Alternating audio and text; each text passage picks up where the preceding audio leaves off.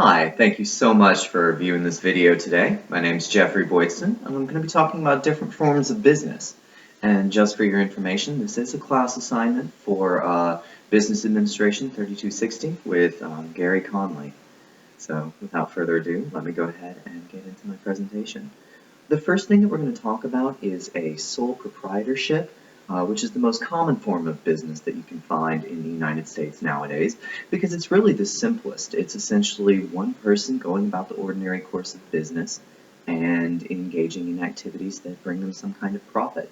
A good example would be a grandmother who quilts and sells the blankets on the internet, on Etsy. That's a sole proprietorship. She doesn't have to do anything except make the quilts and make a profit out of them, and she's operating a business as a sole proprietorship. It's also taxed like personal income. Whenever someone buys one of those quilts, that the income from that quilt is included in that grandmother's personal tax returns. So it makes for a really simple, easy business. If you just have something small, something personal or crafty that you're making, it's often the best bet. And like I said, it's very common in American economies. Something similar, though, is the general partnership. And what a general partnership is, it's essentially the same thing as a sole proprietorship, but instead of just one person running the place, i.e. a sole proprietorship, it's a proprietorship of two or more people. So it's more than one person engaging in the ordinary course of business and together running that organization, and that's really the major difference between a general partnership and a sole proprietorship. Everything is, there's unlimited liability and everything is taxed as personal income, the same as a sole proprietorship. It's just with more than one person owning and running the business equally. But the problem comes in a general partnership when you have more than one person. Occasionally you have personality conflicts, and sometimes one of the partners in a general partnership can engage in activities that are detrimental to the finances and the personal activities of the other partners.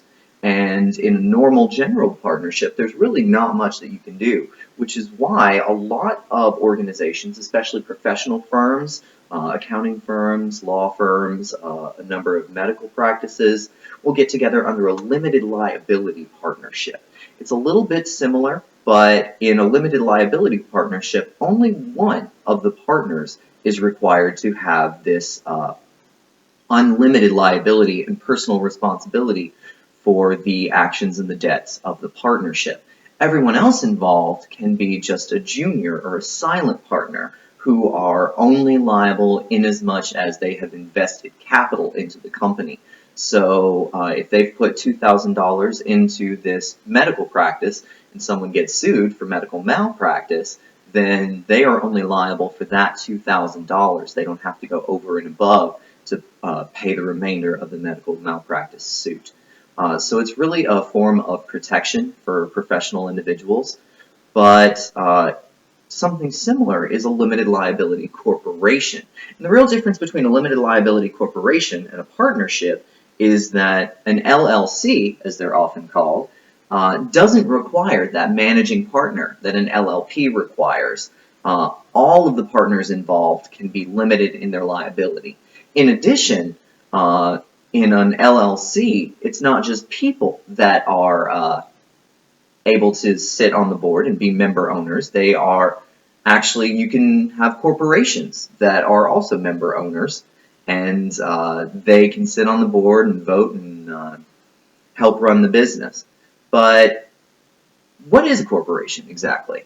A corporation is something really unique in the business world, and it does come with a number of disadvantages. It's a lot more complicated than a lot of the other forms. It requires a lot of paperwork to get into, and it has to be formatted precisely in order to comply with the law. But the advantages of a corporation, it's not just the limited liability of an LLC, but it's also the fact that you're creating a separate business entity, something that will last for even longer than the founders will be alive. Corporations like Levi Strauss have been around for more than 100 years because they've incorporated and they've taken on a life of their own. Corporations are essentially fictional persons. They have almost all of the rights of general citizens. They're taxed individually. They file their own tax forms, and they have to keep all of their documentation to prove that they are in fact complying with the law.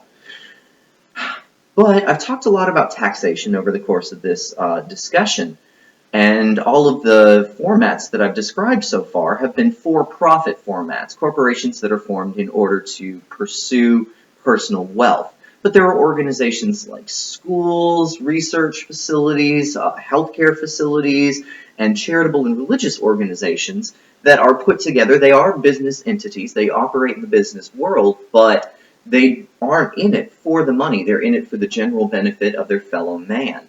And because of this noble purpose, the federal government has recognized that they deserve some kind of special consideration. So these nonprofit corporations, or 501c3 corporations as they're sometimes called, referring to the section of the federal tax code that allows for them, these corporations are not taxed on any profits that they make while engaging in the pursuit of their business, be that healing or education or scientific research or charitable action or whatever it may be. All of these nonprofit corporations aren't required to pay income tax because their nature and more noble calling allows for special considerations.